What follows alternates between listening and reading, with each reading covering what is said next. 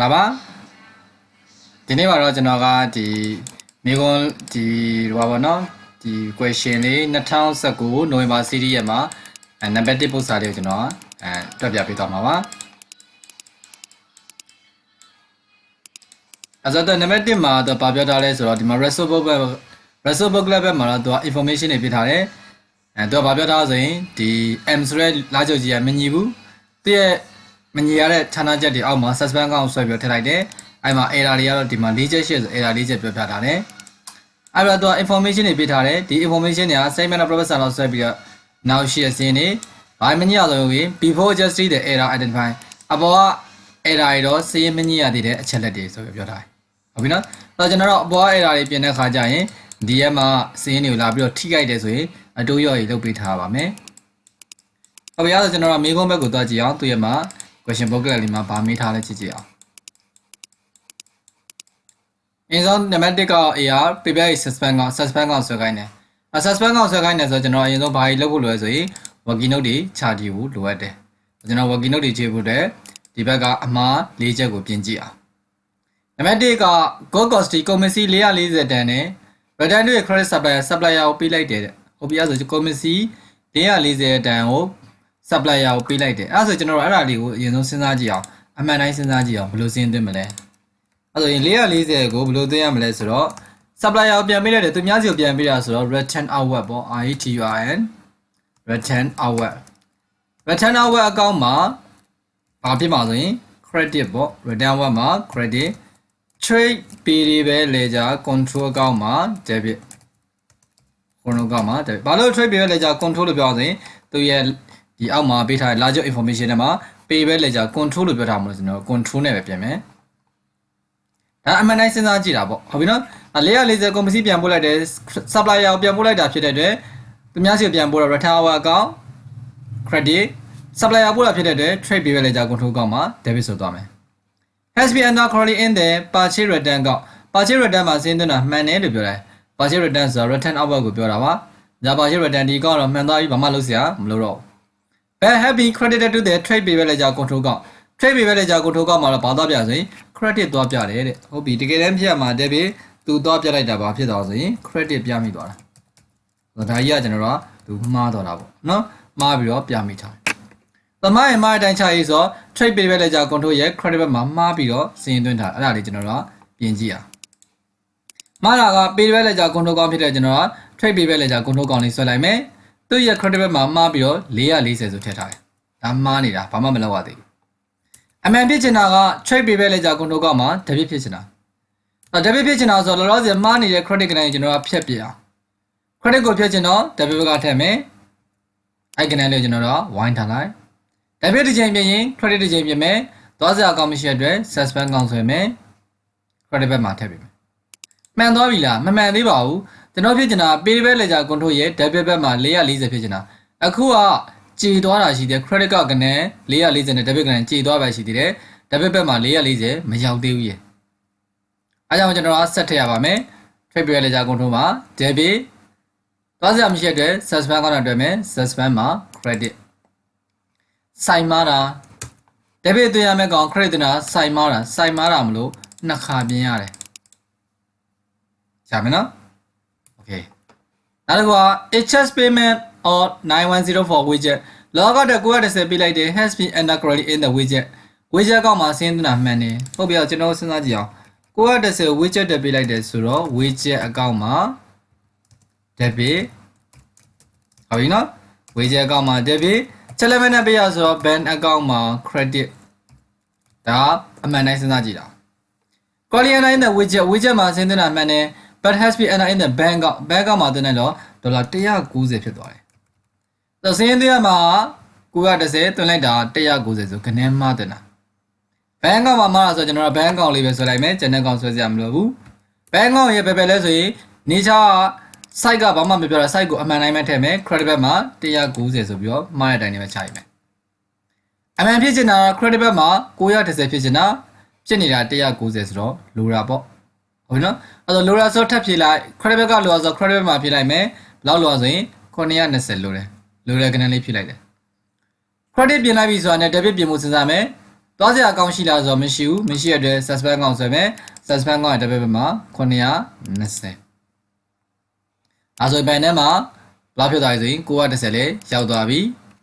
မှန်သွားပြီပေါ့โอเคဆိုရင်နောက်တစ်ခုဆက်ကြည့်အောင် additional capital 9500 has been entered correctly in the bank က capital ထပ်ထည့်တဲ့9500ကိုဘယ်နဲ့မှာဆင်းသွင်းတာမှန်တယ် no other entry has been made အခြားတစ်ဖက်မှာမသွင်းရသေးဘူးတော့ capital ထည့်ရဆိုရင်ကျွန်တော် capital က credit ဘယ်မှာ debit ဘယ်မှာနဲ့ဆိုတော့ capital မှာမသွင်းရသေးတာပေါ့ဟုတ်ပြီနော်ဒီမှာဆိုတော့ capital လို့လည်းသုံးလုံးနဲ့ equity လို့လည်းသုံးတာဒီမှာကျွန်တော် equity ကောက်နေပဲဖွင့်လိုက်တော့မယ်အဲကြောင့်မှားတဲ့ကောက်တဲ့ equity ကောက်မှာစင်းမသွင်းရသေးတာ equity ရဲ့ credit ဘက်ကိုထည့်ရမှာ9500ဘာမှကိုမထည့်ရသေးတဲ့ no grade အခုမှထည့်မှာပြည့်တယ်တခါတည်းပြင်လိုက်တာမလို့ဝိုင်းလိုက်မယ်9500 credit တစ်ချိန်ပြင် debit တစ်ချိန်ပြင်မယ်သွားစရာမရှိတဲ့အတွက် suspend ကောင်းခေါ်ပြီးတော့ debit ဘက်မှာထည့်ပြီးတော့ပေးရမယ်ဒါဆိုရင်ကျွန်တော် equity ကောင်းလေးမှာ credit ဘက်မှာလည်းရောက်သွားပြီ suspend နဲ့ပြင်လိုက်တာဖြစ်တဲ့အတွက် suspend ကောင်းမှာ debit ထည့်ပေးရမယ်ဒါဆိုရင်စေမသွင်းရသေးတာလေးတင်ပြီးသွားတယ် cost of credit ကုန်ပစ္စည်းကျွေးရောက်နေ3280 has been under credit in the ဆေးကောက်မှာဆင်းသွင်းတာမှန်တယ်3280ကိုကျွန်တော်တို့ကအကျွေးရောက်နေဆိုစဉ်းစားကြည့်ဆေးမှာ credit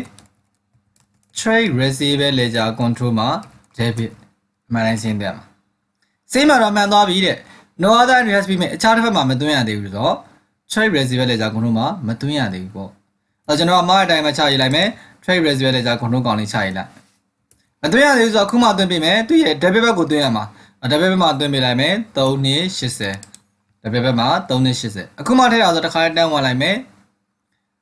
debit တစ်ချိန်ပြင်တော့ credit တစ်ချိန်ပြင်ရမယ်သွားစရာမရှိတိုင်း suspend ကောင်းခေါ်ပြီးပြင်လို့ရတယ်ဒါ suspend ကောင်းမှာ credit okay အဲ့ဒါဆိုရင်အမှားလေးခုလုံးဒီကျွန်တော် suspend နဲ့ပဲပြင်လိုက်ရတယ်ပေါ့အဲ့ဒါကျွန်တော် suspend ကောင်းဆွဲလိုက်မယ်ဟလာ detail $sign detail $sign ဆိုကောင်းစင်လေးတက်ပြီးတော့ဆွဲလိုက်မယ် suspend ကမှာ credit 880အဲဒါကျွန်တော် credit ဘက်မှာထည့်လိုက်မယ်880သူနဲ့တွေ့တဲ့အကောင့်ဒီ trade payable ledger control ကောက်အဲညွှန်းလိုက်မယ် trade payable ledger control ကောက်လို့ရေးမယ် suspend ကမှာ debit 920အဲဒါကျွန်တော် debit ဘက်မှာထည့်လိုက်မယ်920သူနဲ့တွေ့တဲ့အကောင့်ဒီ bank account အဲဒါဒီဘက်မှာအကြောင်းအရာက bank account လို့ရေးလိုက်တယ်နောက်တစ်ခုက suspend ကမှာ debit 9500အကြောင်း suspend ကောက်သွားမယ် debit ဘက်မှာ9500ထည့်မယ်သူနဲ့တွေ့တာဒီ equity အဲဒါ equity ကောက်လို့ညွှန်းမယ်နောက်တစ်ခုက suspend မှာ credit 3280 suspend ကောက်သွားမယ် credit ဘက်မှာ3280လို့ရေးလိုက်မယ်သူနဲ့တွေ့တဲ့ကောက်က trade receivable ledger control ကောက်အပြားဆိုရင် suspend ကောက်ဆင်းပေးရင် BD ပဲရှိတယ် CD ဆိုတာမရှိဘူးအဲဒါဆင်းပေးလို့ခြားနာချက်ဒီ BD ဟိုးပုံမှာတက်ရမယ် debit ကအများဆို debit ကဏ္ဍကိုယူလိုက်မယ်ရှင်းနေနှစ်3ညလိုတဲ့ဘက်မှာဖြည့်လိုက်မယ်ဖြည့်လိုက်တဲ့ကဏ္ဍဒီ billion BD ဆိုပြီးရရမယ်40 60ဒီအောက်မှာလာဖြည့်ပြီး billion CD လို့ရေးရင်လုံးဝမှားပါတယ် suspend မှာ billion BD ပဲရှိတယ် CD လို့မရှိဘူးဟုတ်ပြီနော် okay နောက်တစ်ခုကသူကမေးထားလဲဆိုရင်ကျွန်တော်ကနောက်တစ်ခုကကျတော့ multiple choice လေးပေးတာ and if I which one of the following is an error principle ဘယ်ဥစ္စာ error principle လဲတဲ့ error principle ဆိုတော့ကျွန်တော်အကောင့်တိုက်လည်းမတူဘူးအကောင့်ကောင်းစလည်းမတူဘဲတဲ့မှားတဲ့အမှားမျိုး error principle လို့ခေါ်တာနံပါတ်Aက motor expand ကို general expand မှာဆင်းသွင်းမိတယ်တဲ့expand ချင်းမှားတာဆိုတော့ဒါက error commission ခေါင်းစဉ်မတိမ်မြင်းမှားလို့ခေါ်တယ်နံပါတ် B က motor expand ကို motor vehicle မှာသွားသွင်းနေတဲ့ expand ကို non current asset မှာသွားသွင်းနေဆိုတော့အကောင့်လည်းမတူဘူးအကောင့်တိုက်လည်းမတူတော့ဘူးဒါကတော့သိကြသွားပြီ error principle အဲ့တော့နံပါတ် B ကိုရွေးရမယ်ဆရာကြတော့ motor expand ပေးတာက cash flow မှာမသွင်းရသေးဘူးဒါစင်းမသွင်းရသေးဘာညာသည်ဒါ omission နဲ့ဆိုင်တယ်နံပါတ် D က motor expand ပေးလိုက်တာအဲ့ဒါကို cash flow မှာနှစ်ခါသွင်းမိတယ်ဒါ error duplication အဲ့တော့နံပါတ် B ရတာအမှန်ပေါ့ principle အကောင့်တိုက်မတူဘူးအကောင့်ကောင်းစင်လည်းမတူဘူးအဲကြောင့် error principle နံပါတ် C identify the board origin entry used to the record good return to a supplier supplier ကိုကုန်ပစ္စည်းပြန်ပြီးရင်ဘယ် boat ထဲမှာဆင်းသွင်းလဲတဲ့ဘယ်ဒီ boat ထဲမှာတင်ကုန်ပစ္စည်းပြန်ပြီးတယ်ဆိုတော့ကျွန်တော်သူများစီကိုပြန်ပြီး return outward လေကျွန်တော်အဲ့ဆို return outward ဒီ boat မှာသွင်းမှာပေါ့ကျွန်တော်နံပါတ် C return outward ဒီ boat ရမယ်နော်နောက်တစ်ခု statement of financial position ဆွဲခိုင်းနေဟုတ်ပြီအဲ့ဒါကျွန်တော် financial position ကြီးဆွဲကြည့်အောင်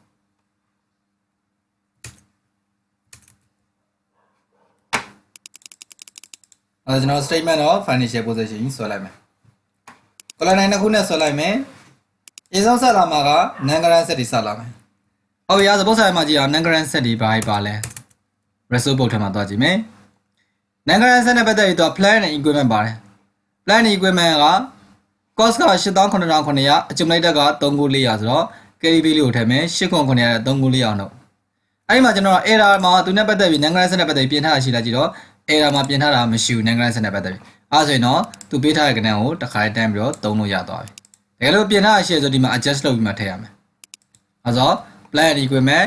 89,900လေးက39400နှုတ်လိုက်မယ် carry value တစ်ခါတည်းထည့်လိုက်မယ်483နန်ဂရန်ဆက်ကတစ်ခုတည်းပဲရှိတာအဲ့ဒါအဲ့တစ်ခုတည်းပြီးသွားပြီနောက်တစ်ခုက current asset current asset မှာဒီမှာ ban ရှိတယ် ban က340ဟုတ်ပြီဆိုကျွန်တော် ban နဲ့ပတ်သက်ပြီးစဉ်းစားကြအောင် ban နဲ့ပတ်သက်ပြီးပြင်ထားရှိလားရှိတယ် ban ရဲ့ credit မှာ990ဆိုပြင်ထားတယ်အဲ့တော့ဒီမှာ debit 340ခုပြင်ထားတာ credit 990ဆိုတော့ credit ကများနေပြီတွေ့နော်အဲ့တော့ credit ကများနေပြီဆို ban ဒီ asset အနေနဲ့မကျန်တော့ဘူး library နဲ့ကျန်မှာအဲ့ဒါကျွန်တော် current asset မှာထည့်လို့မရတော့ဘူး ban အဲ့တော့ target လိုက်တော့ ban inventory 18340 inventory နဲ့ပတ်သက်ပြင်ထားတာမရှိဘူးအဲကြောင့်တစ်ခါတန်းထည့်မယ် current asset မှာ inventory 18340ဟုတ်ပြီနောက်တစ်ခုကဘာရှိမှာဆိုရင် petty cash 250 cash ဆိုတော့ထည့်လိုက်မယ်250 cash နဲ့ပတ်သက်ပြင်ထားတာမရှိတဲ့အတွက်ဘာမှလုပ်စရာမလိုဘူးနောက်တစ်ခုက trade receivable ledger control ဆိုတော့ trade receivable ledger trade receivable ကလည်း current asset 31333ညtrade receivable နဲ့ပတ်သက်ကျွန်တော်ပြင်ထားတာရှိတယ်လေ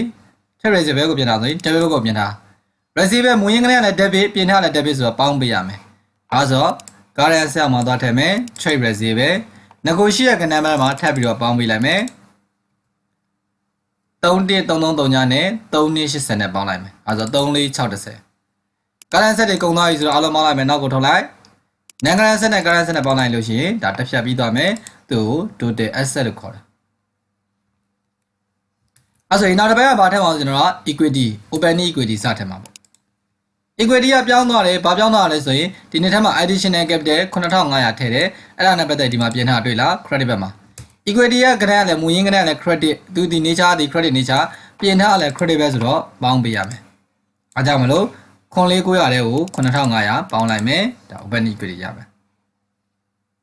အပြင် profit for the year ပေါင်းမယ် profit for the year ဒီမှာသူတွက်ပေးထားတယ်139,690 139,690 profit နဲ့ပတ်သက်ပြီးတော့ပြင်ရတာဘာမှမရှိတဲ့အတွက်ဒီမှာဘာမှ error မရှိရတာတကယ်လို့ကျွန်တော်တို့ income နဲ့ expense တွေပြင်နေဆိုရင် profit ကိုလည်းလာပြီးတော့ထိလိုက်မယ်နောက်ကြရင် drawing က3,200 drawing နဲ့ပတ်သက်ပြီးဘာ error မှမရှိတဲ့အတွက်တိုင်ပြီးတော့တိုက်ရိုက်ထည့်လို့ရမယ်စင်းရှင်းလိုက်လို့ရှိရင်ဒါဒီ closing equity ရမယ်နိုင်ငံလာရရှိလာကြည့်ကြည့်အောင်နိုင်ငံလာပြီရှိတဲ့ bank လုံး2200ဒါကျွန်တော်တို့ bank လုံး2200ထည့်လိုက်မယ် current liability current liability ဘာရှိမလဲဆိုရင်ဆက်လက် bank 340နဲ့920နဲ့ဟုတ်ပြီနော် credit ကများနေအားကြောင့်မလို့340တွေက920ကိုနှုတ်လိုက်တော့ liability အနေနဲ့ credit ဘက်ကများပြီးတော့ကျန်တာဖြစ်တဲ့အတွက် current liability မှာကျွန်တော်တို့ထည့်ပေးရမယ်ဒါဘယ်လောက်ကျန်မှာဆိုရင်380 average ဘာရှိမှာဆိုရင် trade period ပဲ1.113ည trade period နဲ့ပတ်သက်ပြီးကျွန်တော်ပြင်ထားတာရှိတယ် debit ဘက်ကိုပြင်ထားတာ trade period မူရင်းက credit ပြင်ထားတာ debit ဆိုတော့နှုတ်ရမယ်180နှုတ်ပေးရမယ်ဒါကျွန်တော်က trade period ပဲ1.113ညလေးက180နှုတ်လိုက်မယ်ကျန်တဲ့ကဏ္ဍလေးထည့်လိုက်မယ်အဲဆိုရင်စင်းရှင်းလိုက်မယ်အခုဒီဘက်ကိုထွက်လာလိုက်မယ် equity ရဲ့ non current ရဲ့ current ရဲ့3ခုပေါင်းလိုက်မယ် total equity ရဲ့ liability အပေါ်က total asset နဲ့ညီရမယ်ဟုတ်ပြီဆိုတော့ဒီမှာကျွန်တော်တို့နားလည်ရမှာက financial position ဆွဲတယ်မဆွဲခင်မှာသူ့ရဲ့ရှေ့မှာပါရှိရဆို error ပြင်ထားတယ် error ပြင်ထားဖြစ်တဲ့အတွက်ကျွန်တော်တို့က error တွေစီးညှစ်ပြီးကမှစရင်ထည့်လို့ရမယ် error တွေမညီဘဲနဲ့ထည့်တယ်ဆိုရင်ကျွန်တော်ကမှားကုန်မယ်ဟုတ်ပြီနော်စီးရကြိုက်မှာမဟုတ်ဟုတ်ကဲ့ပါကျေးဇူးတင်ပါတယ်